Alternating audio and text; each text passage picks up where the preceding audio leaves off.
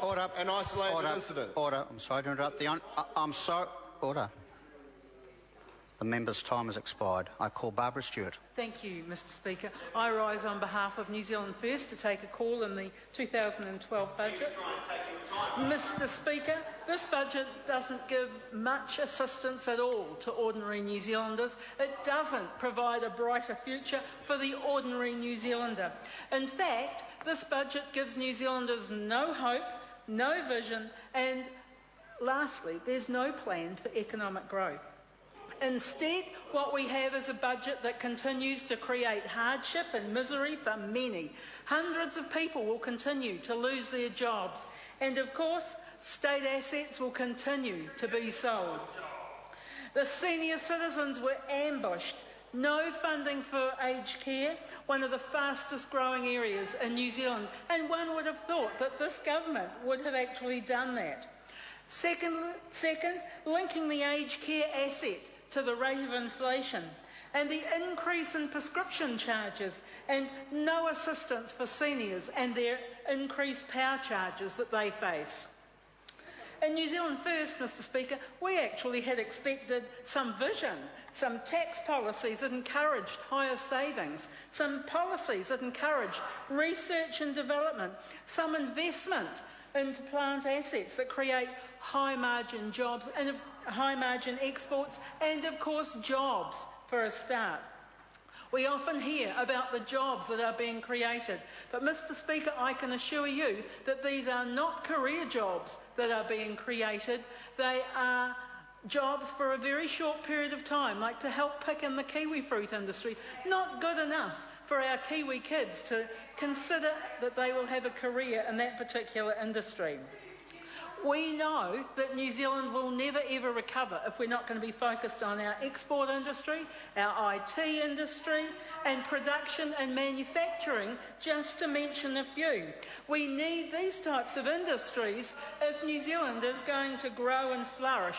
There's nothing in this budget to actually grow the economy.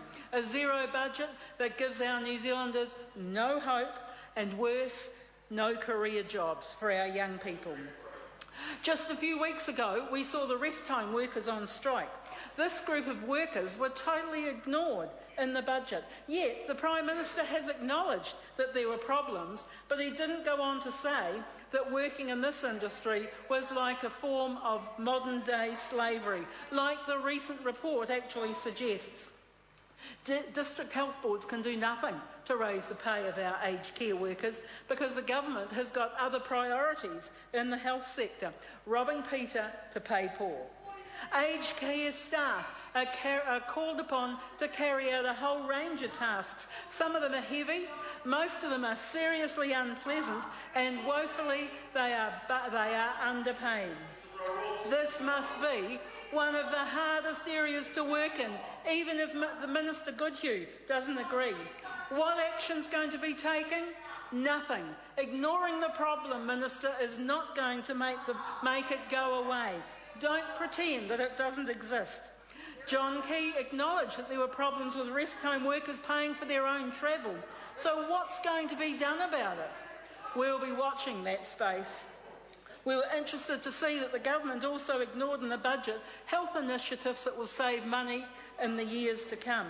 Do more with less has been the catch cry. There comes a time when more just can't be done. Shifting money from one area to another has meant that some initiatives continue to be overlooked.